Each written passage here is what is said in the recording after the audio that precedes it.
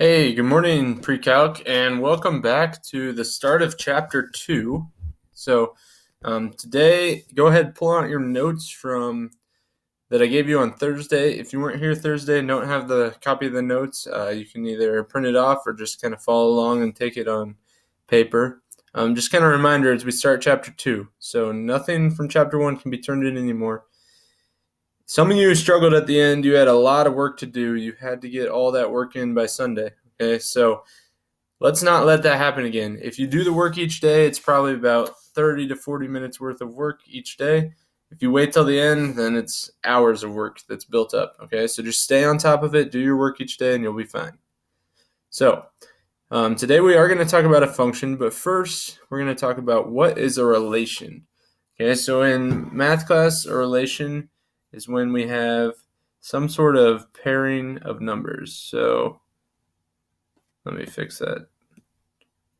It's a pairing of numbers, and there's many different ways this will look. Okay, so pairing of numbers. If you look over to the left here, or sorry, to the right, we have our ordered pairs here with an input and an output, an x and a y. Okay, that's a relation. Sometimes we might have a mapping diagram where here's our inputs, they go to one, or in the case of the 4, two different things. And sometimes you're going to have a table, same idea. This is the exact same information here. It's just with the table it lists 4 to -1 and 4 to 3 here. Okay, sometimes you might have a graph. It's the same concept. Okay, all of this information, these 4 pictures are all the same exact information. It's just shown 4 different ways. Okay, so here's the points over 4, down 1, over 4, up 3 that you see in both of those. Okay, so those are relations. Now, the domain. Anytime in math class, the domain is our x values, okay, which we can also think of as our input. And meanwhile, our range is our y values, or the output, the thing we get. So now, if we look here, it says list the domain and range. So for this one, we need to make sure that we list it in order, and we don't want to have repeats. Okay, so in order, and then no repeats. And when I say in order, I mean numerical order. So if we look at this first one, we're going to start with the domain, which is our x's. So we got 5, -8, 1, and -3. So we're going to start with -8. So that's the lowest one. If it helps you, just check it off as you go. Then -3, then 1, and then 5. Okay, now our range is our y value, or our output. So here we have 7, 3, 5, and 7. Okay, so we're going to do 3, 5. That takes care of those two. Then we have 2 7s, so I just put 7, and I just have to put it one time, and that takes care of both of them. So that's when we're finding the domain and range. Go ahead on this next one. Let's do it again. So our domain is our x values, or our input.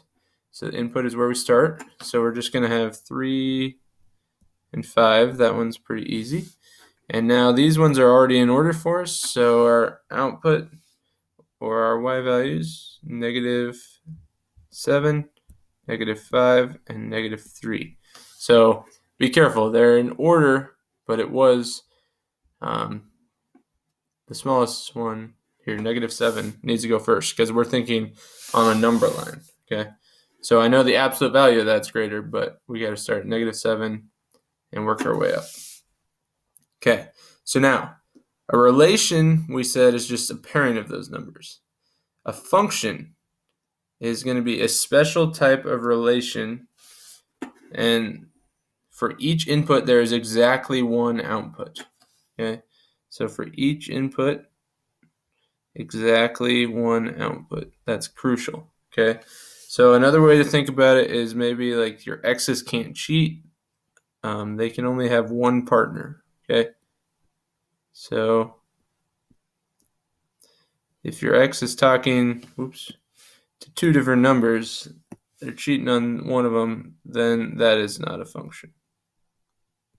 If they each have one partner they're talking with, then we're good.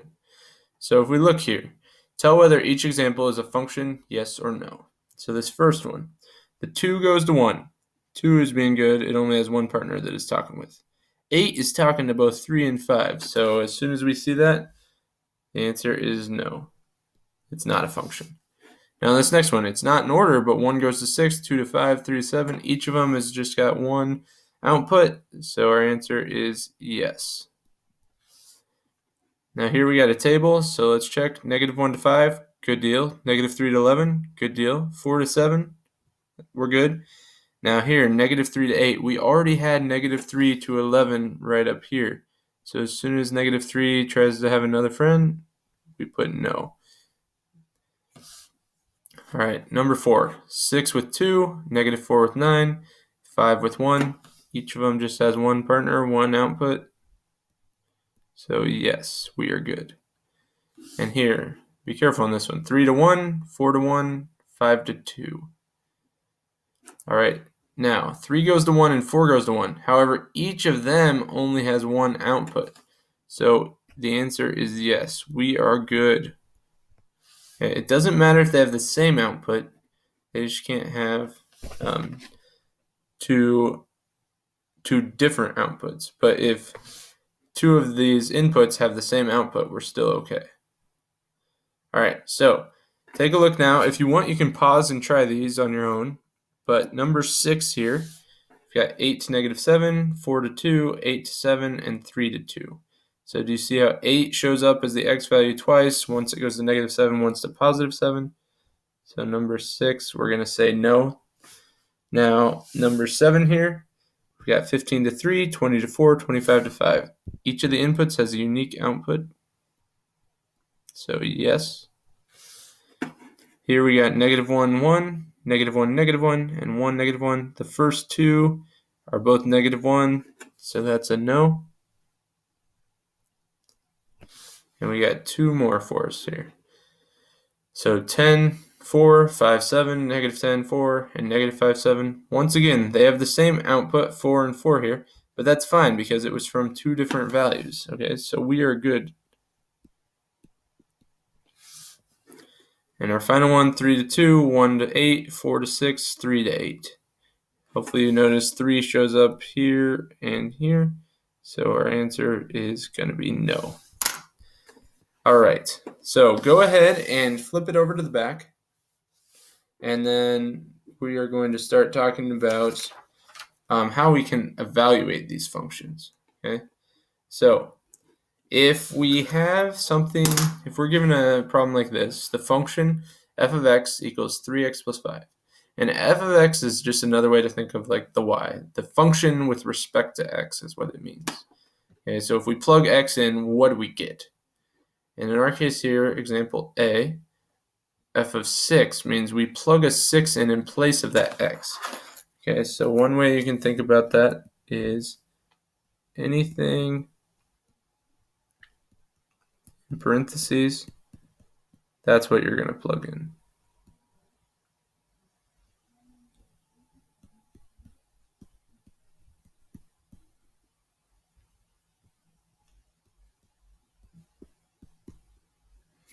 All right, so if we look here, f of 6, we need this exact same situation, except instead of an x, I'm going to put a parentheses and put the 6 there.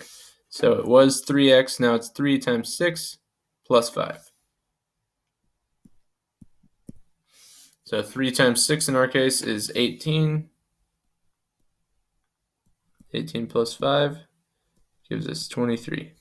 Now, we want to go as far as we can and simplify it as much as we can. In that case, we had a number, so we could plug it in. We could get all the way to just one final answer. This next one, f of 7x. We're going to do the same thing, except now we're plugging a 7x in for the x. So it'll be 3 times parentheses 7x plus 5. We distribute that still, or multiply, either way you can think of it, and we get 21x plus 5. And we have to stop there because this has an x and this does not, so they are not like terms. We cannot combine them. Now, on this next one, 4 of f of x. If it's out front, okay, a number in front tells us to distribute.